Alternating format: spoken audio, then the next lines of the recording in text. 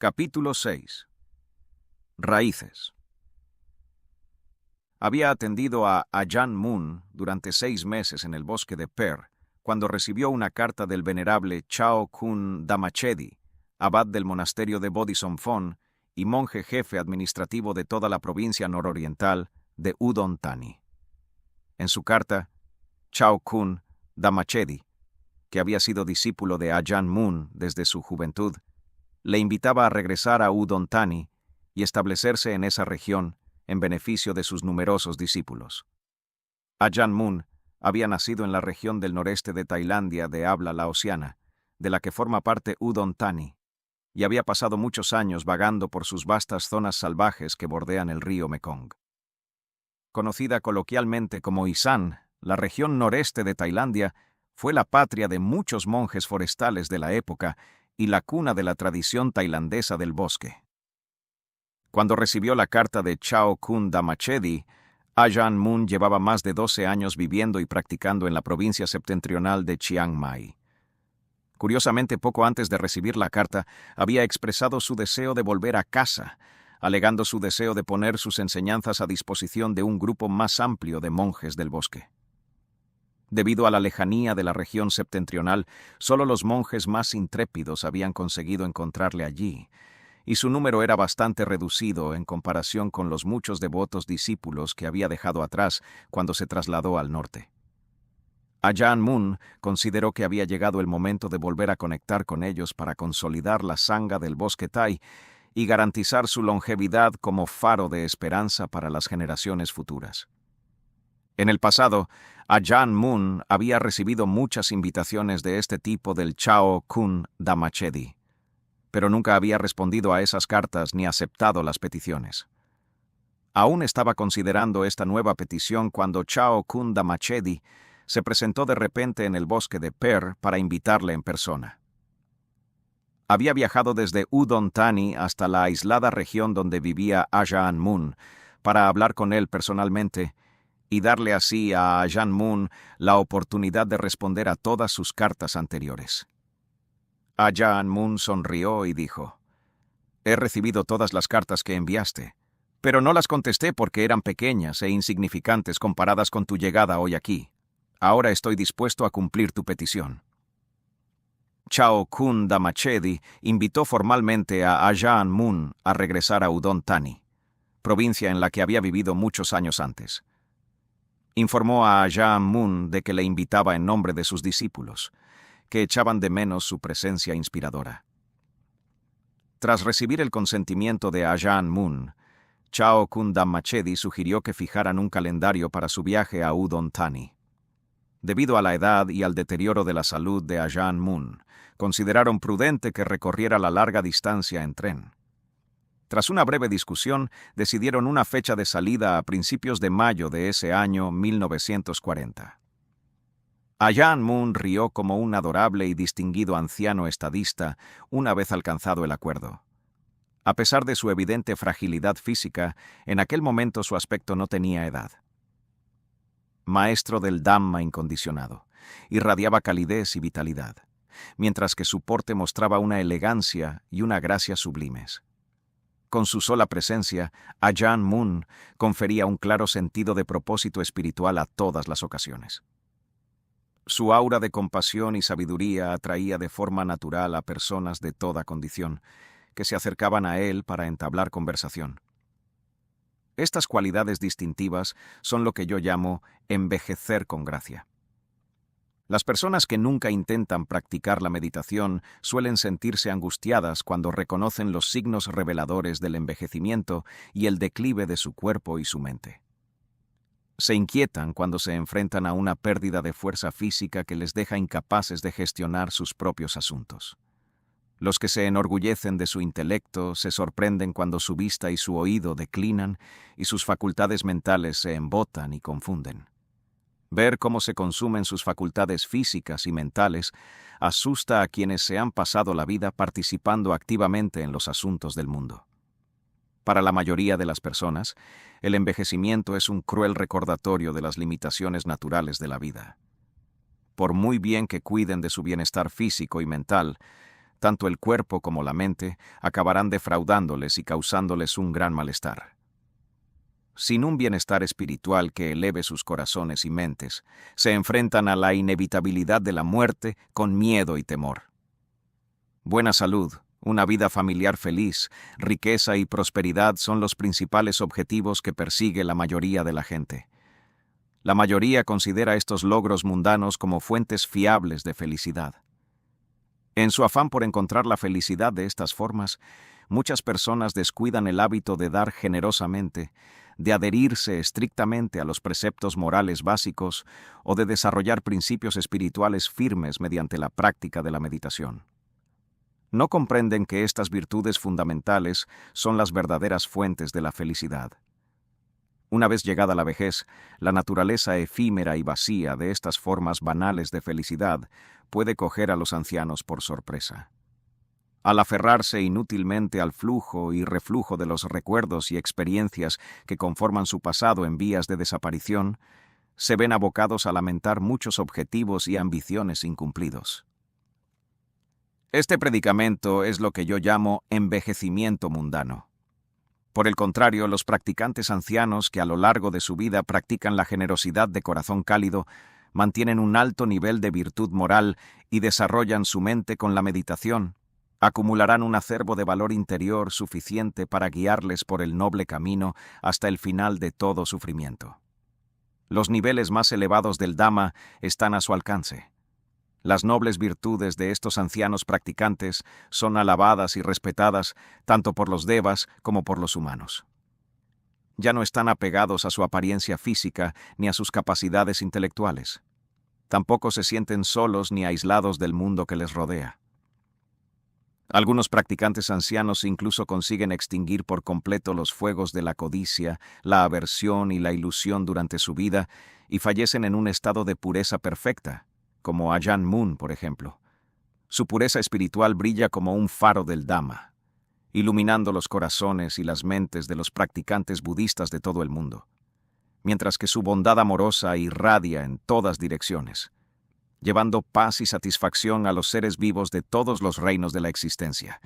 Esta serenidad es lo que yo llamo envejecimiento supramundano.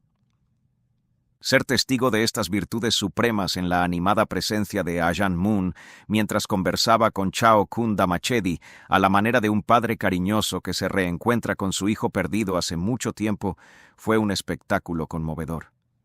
Qué raro es en el mundo actual ser testigo de un compañerismo tan estrecho y armonioso. Regocijándome ante la maravillosa escena que se desarrollaba ante mí, me di cuenta de repente de que los monjes, que son verdaderos hijos de Buda, poseen el poder de transmitir el verdadero espíritu del Dhamma a sus discípulos. La noche que llegamos al monasterio de Chedi Luang, un numeroso grupo de devas terrestres hizo una visita nocturna a Ajahn Mun, que estaba sentado en meditación, y le suplicaron que permaneciera en el norte en beneficio de la población de devas de la zona. Reacios a que se marchara, insistieron en que los devas de todos los reinos experimentaban paz y satisfacción gracias al poder de la bondad amorosa que emanaba de su presencia. Se resistían a que se marchara, pues temían que su sensación de satisfacción se desvaneciera pronto en su ausencia. Incluso su armonía social podría verse afectada. Ajahn Mun les dijo que, habiendo aceptado una invitación y dado su palabra, estaba obligado a marcharse como estaba previsto. Como monje, tenía el deber de cumplir su promesa y permanecer fiel a su palabra. Si se retractaba de una promesa, su virtud pronto se evaporaría y su valor como monje disminuiría. Les dejó claro que un monje debe preservar su integridad moral a toda costa. Ajahn Mun permaneció en el monasterio de Chedi Luang alrededor de una semana. Durante ese tiempo, un nutrido grupo de devotos locales se acercó para intentar convencerle de que prolongara su estancia en Chiang Mai en beneficio de la gente que vivía allí. Repitiendo la respuesta que había dado a los devas terrestres, insistió en que, habiendo aceptado la invitación de ir a Udon Thani, no podía retrasar más su partida. Tras permanecer varios días más en el monasterio de Chedi Luang, Ajahn Mun y yo partimos de viaje hacia el noreste. como en aquella época no había línea ferroviaria directa de Chiang Mai a Udon Thani, nuestra primera parada sería Bangkok. Somdet Maha Wirawong, uno de los monjes de mayor rango del país, acompañado por otros monjes ancianos y un nutrido grupo de seguidores laicos, escoltó a Ajahn Mun desde el monasterio hasta la estación de tren.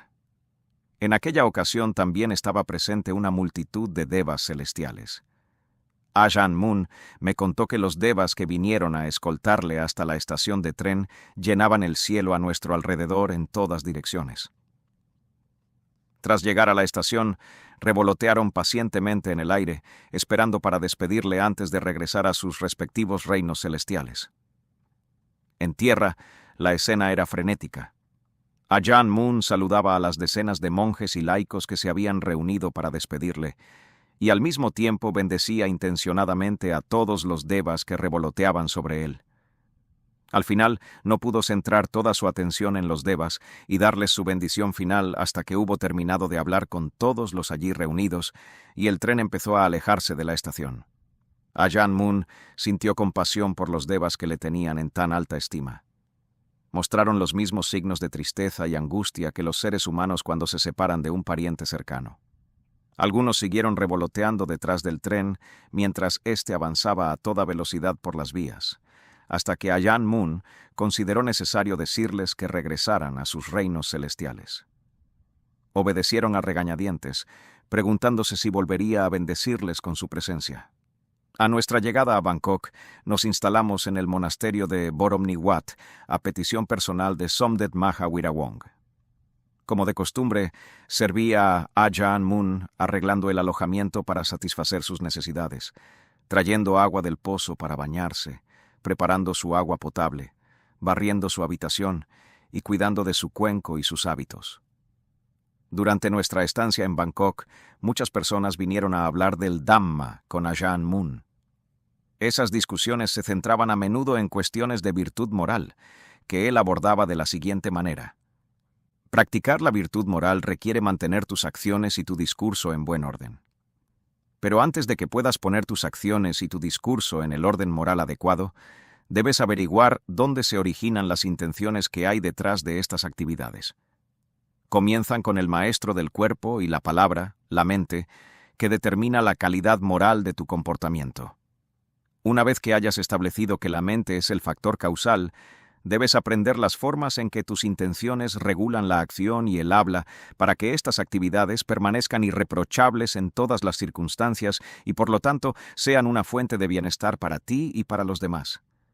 De este modo, la mente supervisa el desempeño de cada actividad que realizas para garantizar que tus acciones produzcan resultados virtuosos en todo momento.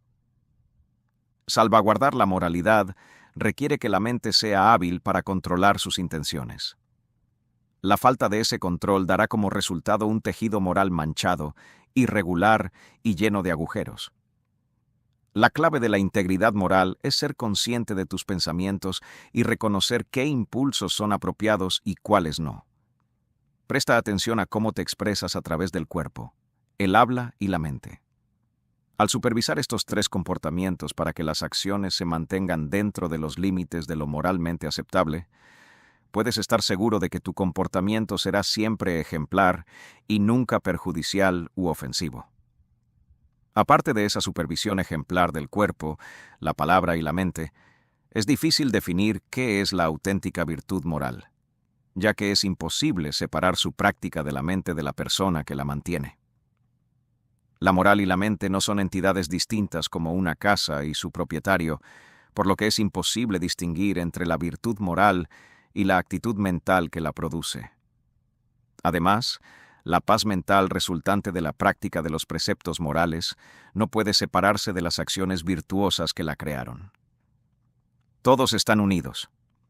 Quienes comprenden estos principios y los practican en consecuencia permanecen satisfechos en cualquier circunstancia, pues nunca se preocupan por lapsus en sus virtuosas intenciones. Cuando lo consideró oportuno, Ajahn Mun y yo subimos al tren de pasajeros que viajaba de Bangkok a Udon Thani. Paramos primero en Korat, la capital de Nakhon Ratchasima, considerada la puerta de entrada a la región nororiental de habla laosiana. Los devotos laicos que querían conocerlo habían pedido a Ajahn Mun que hiciera una breve parada allí. Estuvimos varios días en el monasterio del bosque de Salawan, donde Ajahn Mun recibió a numerosos visitantes que venían a hacerle preguntas sobre la práctica de la meditación. En una ocasión respondió a las preguntas desde última hora de la mañana hasta el anochecer.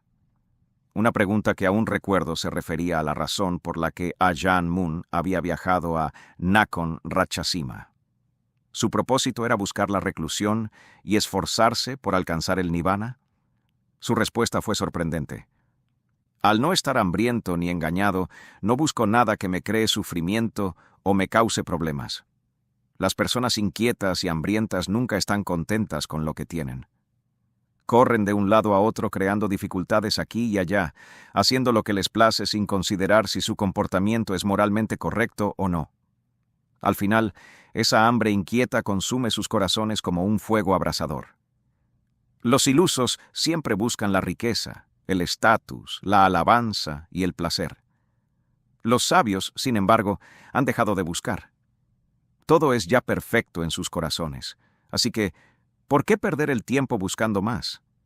¿Por qué aferrarse a las sombras cuando saben perfectamente que son ilusorias? Las 4 nobles verdades son reales y se manifiestan constantemente en la mente y el cuerpo de todos los seres vivos.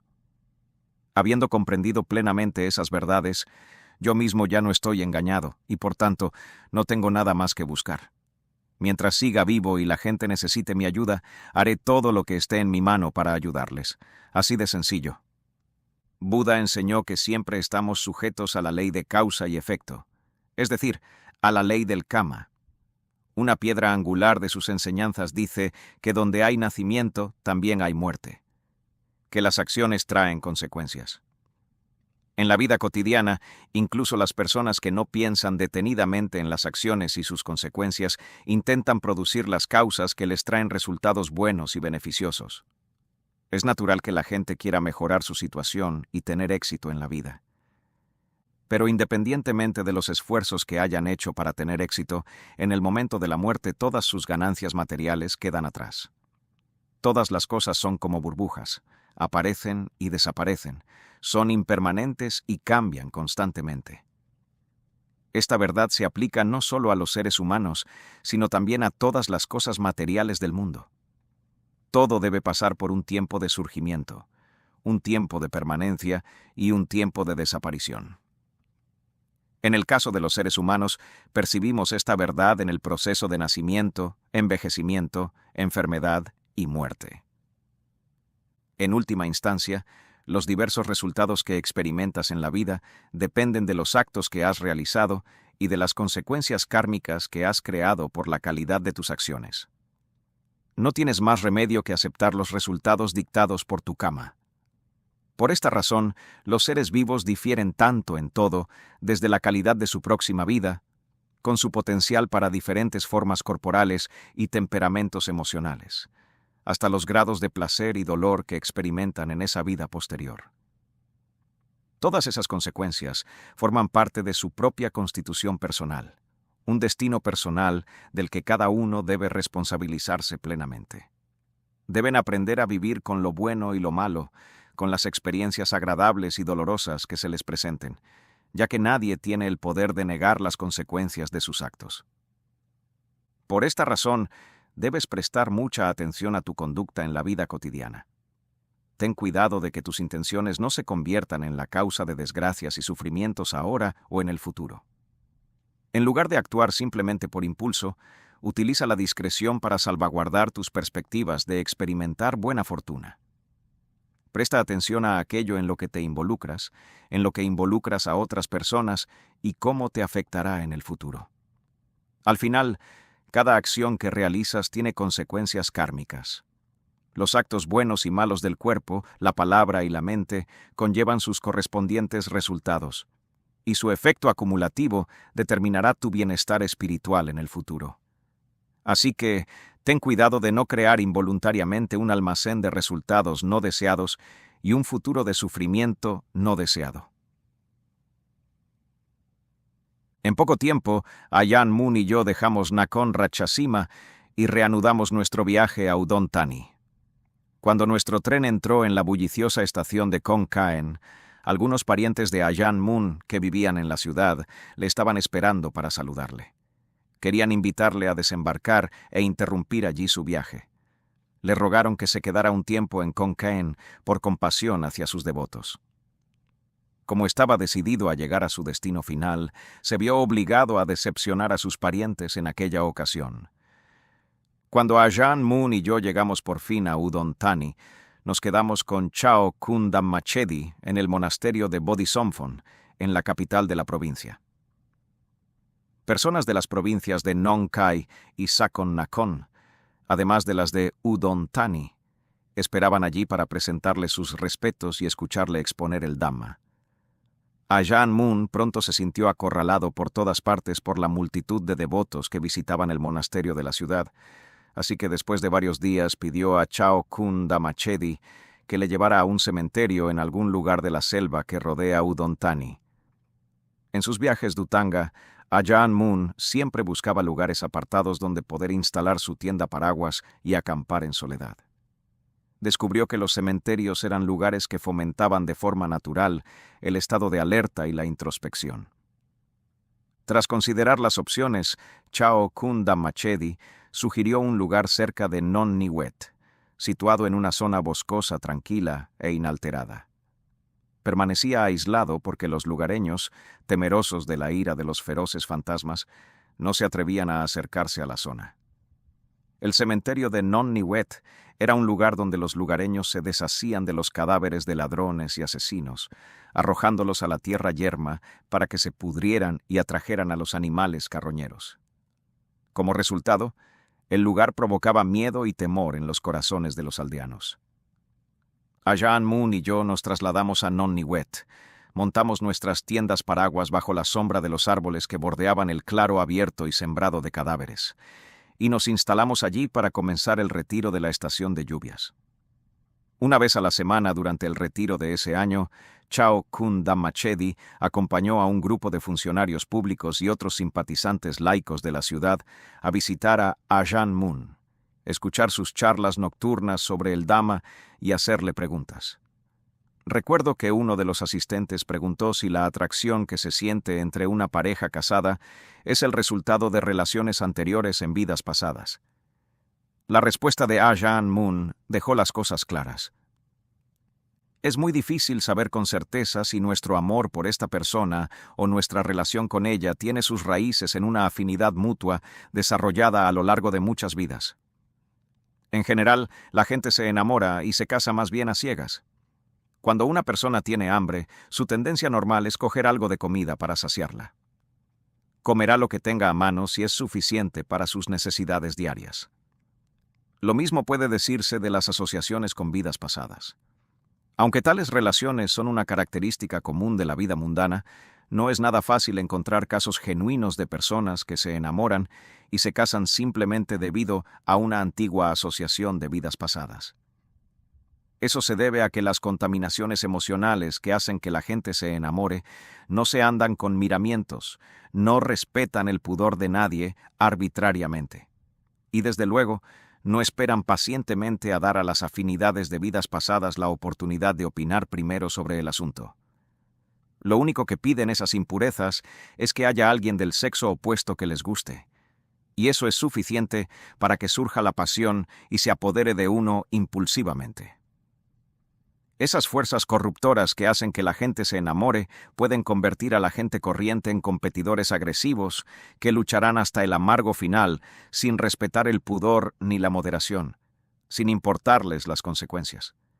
Incluso si se dan cuenta de que han cometido un error, se niegan a ceder. Ni siquiera la perspectiva de la muerte puede hacerles abandonar sus pasiones desenfrenadas. Esta autoindulgencia es la raíz de las contaminaciones emocionales que hacen que la gente se enamore. Esta autoindulgencia, que se manifiesta visiblemente en el corazón de las personas, es extremadamente difícil de controlar. Chao Kun Dammachedi se había desvivido por invitar a Ajan Moon a Udon Thani, recorriendo durante días las montañas y los bosques de Chiang Mai para presentarle personalmente su petición. Siempre había mostrado un gran interés por el camino de la práctica y nunca se cansaba de hablar de los principios budistas, por muy larga que fuera la conversación. Se mostraba especialmente agradecido cuando la conversación versaba sobre la práctica de la meditación.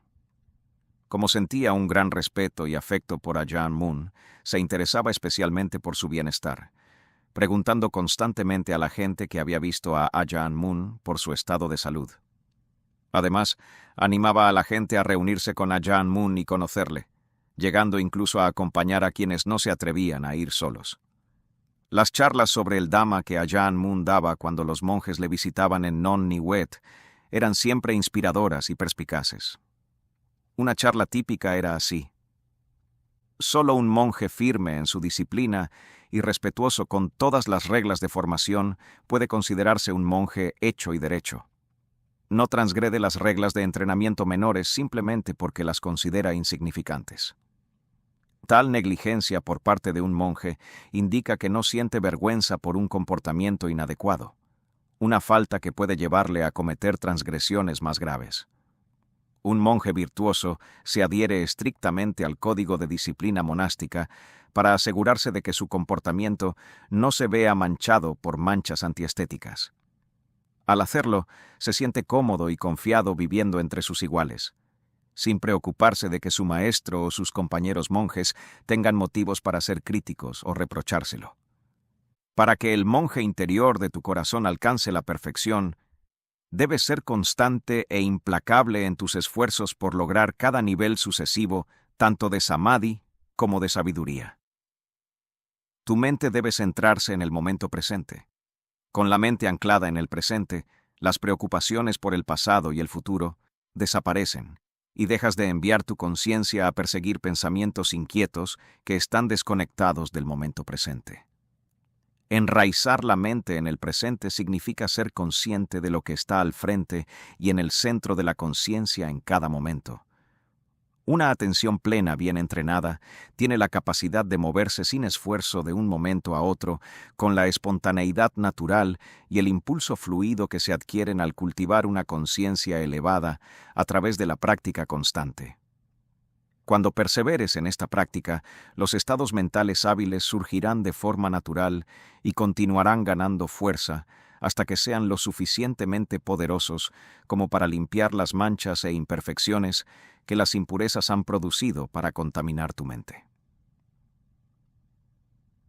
Cuando la conducta de un monje es totalmente irreprochable, su mente se alegrará por las cualidades del Dhamma que cultiva. Un monje nunca debe parecer deprimido o triste. Tampoco debe mostrarse indecoroso rehuyendo a sus compañeros monjes porque una conciencia culpable le remuerde el corazón. Tal comportamiento negligente es contrario a la disciplina que propugnaba el señor Buda, cuya conducta interna y comportamiento externo eran ambos impecables. Para seguir sus pasos, un monje debe reunir el valor necesario para renunciar a toda forma de maldad y dedicarse únicamente a las buenas acciones. Debe ser un hombre íntegro, honesto consigo mismo y con sus semejantes, y fiel a las enseñanzas del Dhamma y a las reglas del Vinaya. De este modo, su práctica de la meditación se verá respaldada por su comportamiento ejemplar allá donde vaya. El brillo de su atención y sabiduría iluminará el camino hacia una mente impregnada de la esencia del Dhamma. Nunca más se encontrará atrapado en una oscura red de engaño sin medios para escapar. Estas son las cualidades interiores que cultiva un verdadero discípulo del señor Buda. Estúdialas cuidadosamente y tenlas continuamente presentes. Durante los meses de estación seca que seguían al retiro de las lluvias, Ajahn Mun prefería caminar por los senderos de las tierras salvajes de los alrededores, buscando lugares apartados donde pudiera practicar el camino del Dhamma de la forma más adecuada a su temperamento. Cuando llegó el momento de abandonar el cementerio de Non Niwet y dirigirnos a la naturaleza, Ajahn Mun me dijo que preparara sus pertenencias para el viaje y esperara sus instrucciones. Sus modestas pertenencias se limitaban a los 8 requisitos básicos de un monje: un hábito inferior, uno superior, uno exterior, un cuenco para limosnas, una navaja para afeitarse la cabeza, una aguja para remendar hábitos, un colador de agua de tela y un cinturón. Rápidamente empaqueté todo su equipo con el mío. Estábamos listos para partir en cuanto diera la orden. Una vez lo hubo hecho, me colgué su cuenco de un hombro y el mío del otro, y caminé detrás de Ajahn Mun mientras se dirigía a la salida. Nunca le pregunté por nuestro destino. Simplemente le seguí con la mente totalmente concentrada en el camino que tenía delante. Aunque Ajahn Mun se apoyaba en un bastón de madera al caminar, su paso era extraordinariamente rápido. Después de tanto tiempo, aún recuerdo el sonido del rápido ritmo de sus pisadas sobre el sendero de tierra. Casi siempre que íbamos por el sendero, me daba la impresión de que tenía que correr para seguirle. Aquel año acampamos en los alrededores de la aldea de Nong Naam Kem, donde pasamos varios meses viviendo y practicando en el osario de la aldea. A Ajahn Mun le gustaba el lugar porque estaba rodeado de un bosque fresco y sombreado, y situado cerca de un abundante suministro de agua dulce. Entre los años 1939 y 1941 fui el monje que más a menudo acompañó a Ajahn Mun en sus andanzas dhutanga, lo que permitió que mi práctica de la meditación progresara constantemente como resultado de las enseñanzas que me daba durante cada salida. Tuve la suerte de aprender muchas cosas nuevas durante estas excursiones, pero el entrenamiento fue intenso, lo que me obligó a mantenerme alerta y atento en todo momento. Tenía que pensar con los pies en la tierra y tomar decisiones rápidas y sensatas en su presencia. De lo contrario, no me permitiría quedarme con él. Observaba atentamente a Ajahn Mun cuando estábamos juntos y escuchaba con atención sus explicaciones, esforzándome por entender sus comentarios cuando hablaba en voz baja, con cuidado de no perderme ninguna palabra de sabiduría. Gracias a su guía, pude resolver muchas dudas que tenía sobre las enseñanzas de Buda y su aplicación, por lo que le estaré eternamente agradecido. Una tarde, mientras masajeaba suavemente los cansados miembros de Ajahn Mun en la aldea de Nong Naam Kem, me contó una historia cautivadora sobre una visión extraordinaria que surgió en su meditación mientras vivía en lo más profundo de una región montañosa de Chiang Mai. Eran las 3 de la madrugada, una hora en la que sus elementos corporales eran especialmente sutiles. Acababa de despertarse del sueño y estaba sentado tranquilamente en meditación cuando notó que su mente quería descansar en completa tranquilidad. Rápidamente entró en un estado de profundo samadhi y permaneció allí durante unas 2 horas. Cuando su mente se retiró de ese estado y comenzó a regresar a la conciencia normal de vigilia, se detuvo en el nivel de concentración de acceso. Allí fue consciente de ciertos acontecimientos que se desarrollaban en el ojo de su mente. En su visión, un enorme elefante se acercó a Ajahn Mun y se arrodilló ante él, indicándole que quería que montara. Ajahn Mun no tardó en subirse a su lomo y sentarse a horcajadas sobre su cuello. Una vez acomodado en el elefante, vio que otros 2 le seguían, ambos con jóvenes monjes a sus espaldas. Los elefantes también eran muy grandes, aunque algo más pequeños que el que montaba Ajahn Mun. Los 3 elefantes parecían muy guapos y majestuosos, como elefantes reales que poseen una inteligencia similar a la humana y conocen íntimamente los deseos de su amo. Cuando los otros 2 elefantes llegaron hasta él, los condujo hacia una cordillera que se veía a lo lejos. Ajahn Mun sintió que toda la escena era excepcionalmente majestuosa, como si estuviera escoltando a los 2 jóvenes monjes lejos del perpetuo ciclo del nacimiento y la muerte. Al llegar a la cadena montañosa, su elefante los condujo a la entrada de una cueva que estaba encajada en una ladera a poca distancia de la montaña. En cuanto llegaron, su elefante se dio la vuelta, colocando su retaguardia hacia la entrada. Con Ajahn Mun a una horcajada sobre su cuello, retrocedió hacia la cueva hasta que su parte trasera tocó la pared del fondo. Los otros 2 elefantes, con los 2 jóvenes monjes a horcajadas, se adentraron en la cueva. Cada uno de ellos se colocó en un lugar opuesto al elefante de Ajahn Mun, mirando hacia adentro y el suyo hacia afuera. Ajahn Mun se dirigió entonces a los 2 monjes como si les estuviera dando sus últimas instrucciones de despedida. He llegado a mi hora final de nacimiento en un cuerpo humano. La existencia perpetua en el mundo convencional pronto cesará por completo para mí. Nunca más volveré al mundo de la vida y la muerte. Quiero que ambos continuéis vuestra vida monástica y desarrolléis al máximo vuestras mentes. Dentro de poco seguiréis mis pasos y abandonaréis este mundo del mismo modo que yo me dispongo a hacerlo ahora. Escapar del mundo de la existencia sensible, con sus apegos y su dolor y sufrimiento agonizantes, es una tarea extremadamente difícil que exige un compromiso inquebrantable. Debes volcar cada gramo de energía en la lucha por prevalecer en este noble empeño, incluyendo enfrentarte al umbral de la muerte, antes de que puedas esperar alcanzar la completa liberación del ansia y la ilusión. Una vez liberado, nunca volverás a temer a la muerte, ni te aferrarás de nuevo al nacimiento futuro y experimentarás más muerte como resultado.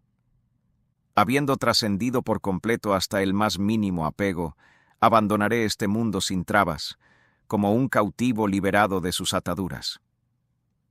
A diferencia de las personas cuyo desesperado aferramiento a la vida les causa un inmenso sufrimiento en el momento de la muerte, yo no me arrepiento en absoluto de haber abandonado para siempre la existencia sensible.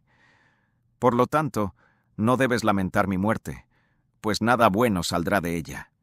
Semejante pena solo promueve un aumento de las impurezas en la mente que los sabios nunca han fomentado. Cuando terminó de hablar, Ajahn Mun dijo a los dos jóvenes monjes que sacaran a sus elefantes de la cueva. Ambos elefantes habían permanecido inmóviles, uno a cada lado, como si también ellos estuvieran escuchando las palabras de despedida de Ajahn Mun y lamentando su inminente partida. En ese momento los tres elefantes parecían animales reales y vivos, y no imágenes visuales. A su orden, los elefantes que transportaban a los jóvenes monjes retrocedieron lentamente fuera de la cueva, mientras miraban a Ajahn Mun con su porte regiamente digno. Entonces, cuando Ajahn Mun se sentó a horcajadas sobre su cuello, el elefante empezó a clavar sus cuartos traseros en la pared trasera de la cueva. Cuando la mitad del cuerpo del elefante hubo penetrado en la pared de la cueva, la mente de Ajahn Mun empezó a salir del samadhi, poniendo fin a la visión. Como nunca antes había tenido una visión tan inusual, Ajahn Mun la analizó y comprendió que tenía un doble significado. En primer lugar, cuando él muriera, dos jóvenes monjes alcanzarían la iluminación plena tras su fallecimiento, aunque no especificó quiénes eran. En segundo lugar, la visión demostraba la importancia permanente tanto de la meditación samatha como de la vipassana. El enfoque samatha de la meditación abarca prácticas como las etapas de samadhi, que tienen como objetivo lograr la calma mental y la concentración. Vipassana se centra en prácticas, como la contemplación del cuerpo, que fomentan la comprensión de la verdadera naturaleza del sufrimiento y sus causas. Ajahn Mun comprendió claramente los beneficios que un arahant obtiene de la práctica de estos dos modos de meditación desde el momento en que alcanza la iluminación hasta el momento de su muerte. Durante ese periodo de su vida, debe confiar en que samatha y vipassana sean sus moradas del Dhamma. Estas moradas se experimentan como esferas de morada dichosa aquí y ahora que ayudan a aliviar la tensión que se produce entre la mente liberada y los 5 agregados mundanos, ambos de los cuales siguen siendo interdependientes hasta el momento en que los agregados mundanos y la mente trascendente van por caminos separados en el momento de la muerte. Después de que un arahant fallece, samatha y vipassana dejan de funcionar y desaparecen como todos los demás fenómenos condicionados. Ajahn Mun se sintió alentado al saber que dos jóvenes monjes realizarían el Dhamma supremo alrededor del momento de su muerte, ya fuera justo antes o poco después. Dijo que era muy extraño que, en sus instrucciones de despedida para ellos, hablara de su propia muerte inminente como si su hora ya hubiera llegado. Cuando Ajahn Mun terminó de hablar, permaneció en silencio.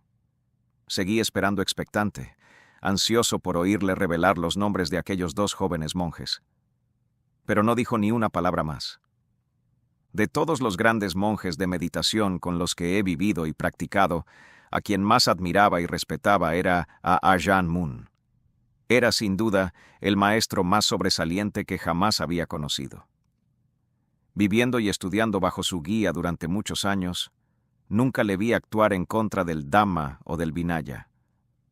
Su comportamiento estaba en completa armonía con las enseñanzas de Buda, y nunca hizo que sus alumnos dudaran de él. Según mis observaciones, se mantenía fielmente en el camino recto y estrecho de los nobles discípulos que practican correcta y verdaderamente. Nunca se desvió lo más mínimo de ese camino. Cuando Ajahn Mun describió las etapas iniciales de su práctica, habló de su esfuerzo por desarrollar la atención plena y de su preferencia por vivir solo. Cuando vivía con otros monjes, su conducta social podía obstaculizar su progreso en la meditación. Cuando vivía solo, descubrió que todas sus actividades estaban impregnadas de atención plena y sabiduría, lo que permitía a su mente dedicarse plenamente a la práctica de la meditación en todo momento. Al principio de su carrera monástica, Ajahn Mun resolvió no volver nunca a este mundo de muerte y renacimiento continuos.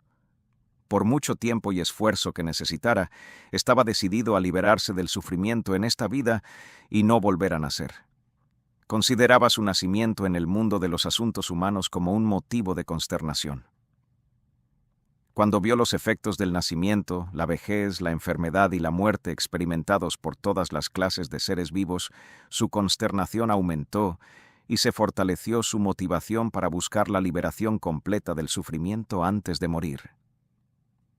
Dondequiera que viviera, resolvió practicar diligentemente las enseñanzas de Buda. No deseaba nada que pudiera retrasar su liberación del sufrimiento. Ajahn Mun pasó años caminando solo por bosques y montañas en busca de lugares apartados que ofrecieran a cuerpo y mente un entorno tranquilo y silencioso en el que practicar la meditación. La mayor parte de su vida transcurrió al aire libre, a merced de los elementos y los caprichos del tiempo. Su vida cotidiana estaba llena de bosques y montañas, ríos y arroyos, cuevas, acantilados y peligrosos animales salvajes. Normalmente no permanecía en el mismo lugar más de un retiro por lluvias. Cuando terminaba la estación lluviosa, vagaba tranquilamente por zonas salvajes como un pájaro al que solo le pesan las alas, libre para volar a donde quisiera. Ajahn Mun prefería vivir en la naturaleza porque el entorno no solo suponía un reto espiritual, sino que también estaba libre de distracciones mundanas. Acampado en la naturaleza, podía llevar su práctica al límite sin dejarse desviar por asuntos menos importantes. Mirara donde mirara, contemplara lo que contemplara, su propósito último estaba en primer plano, lo que fomentaba un claro sentido de la dirección en su meditación. A través de sus propios esfuerzos heroicos, Ajahn Mun se hizo plenamente consciente del valor práctico que las observancias Dhutanga tenían para los monjes practicantes. Comprendió claramente que cada una de estas prácticas es un medio muy eficaz para cerrar las salidas por las que tienden a fluir las impurezas mentales de un monje. Ajahn Mun podía ver que cada práctica ascética promovía cualidades virtuosas específicas, mientras que su observancia recordaba al monje que no debía pensar descuidadamente de forma que contradijera la misma virtud que estaba intentando desarrollar. Siempre en guardia, un monje Dhutanga dedicado se daba cuenta inmediatamente de cualquier error de juicio y resolvía remediar esos fallos en el futuro.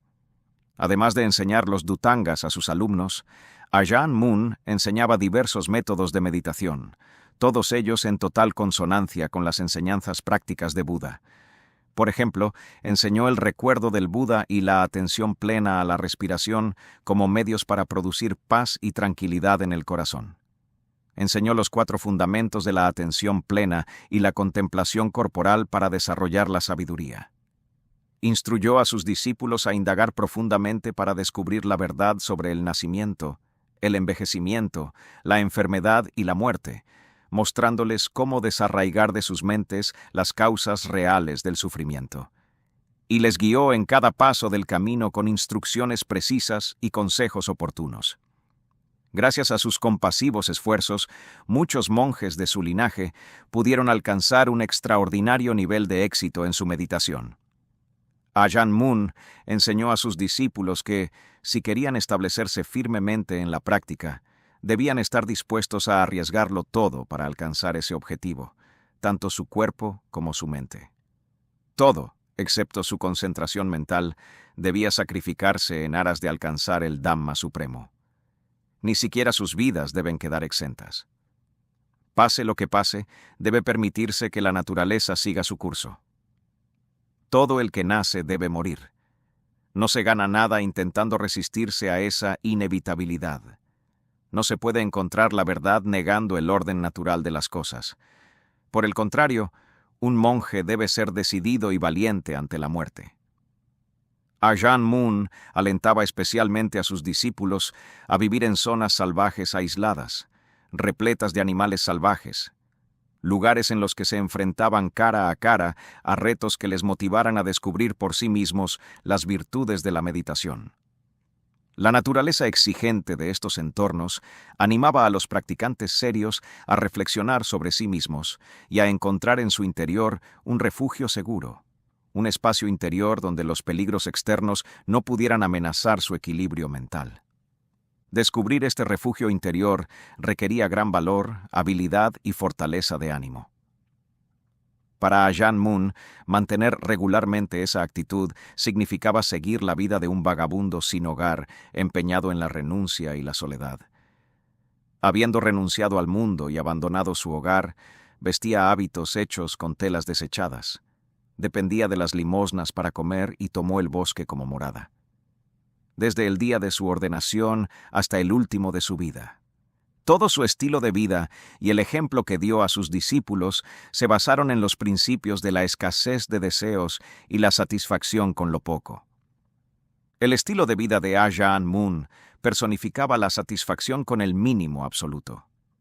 Cuando Ajahn Mun se dirigía a una aldea para recoger ofrendas de comida, no albergaba expectativas sobre el tipo de comida que recibiría, ni solicitaba limosna verbalmente a los habitantes. Si recibía generosas ofrendas de comida, se sentía afortunado. Si recibía poca comida, o a veces ninguna, también estaba bien. Su hambre nunca entraba en conflicto con el Dhamma de su corazón. Durante la mayor parte de la vida adulta de Ajahn Mun, su dieta consistió en arroz y agua, con pequeños trozos de pescado y algunas verduras del bosque para darle sabor. Los refrescos de la tarde, como el café y el azúcar, eran prácticamente inexistentes. En su vejez, Ajahn Mun se convirtió en un monje anciano muy respetado y famoso, merecedor de la mejor comida y el alojamiento más confortable. Pero un estilo de vida acomodado no encajaba con su temperamento. En lugar de eso, insistía en acampar en remotas zonas salvajes donde los campesinos locales, muy pobres ellos, compartían con él lo poco que podían cultivar en pequeñas parcelas de terreno montañoso en pendiente. Ajahn Mun encontraba telas para confeccionar y remendar sus hábitos en lugares donde la gente tiraba trozos de ropa vieja. Al borde de la carretera, en montones de basura o en lugares de incineración. Recogía trozos de tela sucios, arrugados y descoloridos. Aunque parecían andrajosos, al coserlos formaban un hábito que cubría su cuerpo y lo protegía de las inclemencias del tiempo. A menudo dormía en el suelo, haciendo su lecho de hojas recogidas y su almohada de un hábito doblado. Utilizaba el hábito como manta y la sombra de un árbol como techo. Ajahn Mun utilizaba los poderes curativos del Dhamma como su remedio médico preferido. Ocasionalmente utilizaba los frutos, hojas o tubérculos medicinales que crecían silvestres en el bosque cuando estaban a su disposición. Tomaba estas medicinas tradicionales encurtidas en orina de vaca fermentada o hervidas en agua como brebaje. Cuidándose de este modo, se mantenía sano de cuerpo y mente. La mente de Ajahn Mun era poderosa y abarcadora, mientras que su comportamiento era humilde y sin pretensiones. Creía en el sacrificio de sus propios intereses para ayudar a los necesitados. Cuando recibía regalos de monjes por parte de laicos, siempre los dejaba cuando se marchaba para que otros monjes y novicios pudieran utilizarlos. Nunca esperó ganar más, ni temió quedarse sin nada. No buscaba experiencias agradables ni rehuía las dolorosas. Ni los elogios ni las críticas le despertaban sentimientos fuertes. Las creencias y opiniones que la gente expresaba sobre él no afectaban a su sereno estado de ánimo. Su mente era consciente de todo, pero no se apegaba a nada. La suma de sus deseos era casi nada. Los objetos de su desapasionamiento eran casi todo. Ajahn Mun dominaba las habilidades psíquicas relacionadas con todos los aspectos de los fenómenos sensibles. Con el paso de los años, su destreza creció hasta tal punto que parecía no tener límites. Como los monjes que vivían con él eran conscientes de sus extraordinarias habilidades, tomaban precauciones adicionales para asegurarse de que siempre se mantenían mentalmente autocontrolados. No podían permitirse que sus mentes vagaran despreocupadamente, no fuera a ser que sus pensamientos errantes se convirtieran en el tema de una charla sobre el Dhamma en la reunión vespertina. Ajahn Mun siguió tomándose muy en serio la responsabilidad de aconsejar a los seres no físicos de las más diversas esferas de la existencia hasta el momento de su muerte. Estaba en constante comunicación con esos seres donde quiera que viviera, aunque esas interacciones se producían con mayor frecuencia en las regiones montañosas del norte. Durante los años que vivió en esas remotas zonas salvajes, alejadas de las viviendas humanas, uno u otro grupo le visitaba casi todas las noches. Consciente de que los seres vivos de todo el universo sensible comparten la herencia común del nacimiento, el envejecimiento, la enfermedad y la muerte, y el deseo universal de evitar el sufrimiento y alcanzar la felicidad, Ajahn Mun comprendió el beneficio que recibían al escuchar las enseñanzas del Dhamma como medio para desarrollar su potencial espiritual y alcanzar la felicidad duradera. Como poseía el ojo de la sabiduría, no hacía distinciones fundamentales entre los corazones de las personas y los corazones de los devas. Sin embargo, adaptó sus enseñanzas a las circunstancias individuales y a los niveles de comprensión de cada uno. Ajahn Mun podía conocer cosas tanto aparentes como ocultas, incluido el conocimiento del pasado y del futuro. Aunque hizo gala de esta capacidad en numerosas ocasiones, sus acciones nunca ocultaron motivos ocultos o mundanos. Sus palabras se derivaban de su propio conocimiento y perspicacia y se expresaban para hacer reflexionar a la gente sobre su significado esencial. Los elocuentes discursos de Ajahn Mun aclaraban los principios del Dhamma de un modo que no dejaba lugar a dudas, lo que hacía que escuchar sus charlas fuera una experiencia de aprendizaje inspiradora. Sus enseñanzas eran frescas y vigorizantes, nunca rancias o aburridas. Hablaba de cosas comunes y cotidianas, cosas que vemos y oímos todo el tiempo, pero a las que nunca prestamos atención hasta que él las menciona.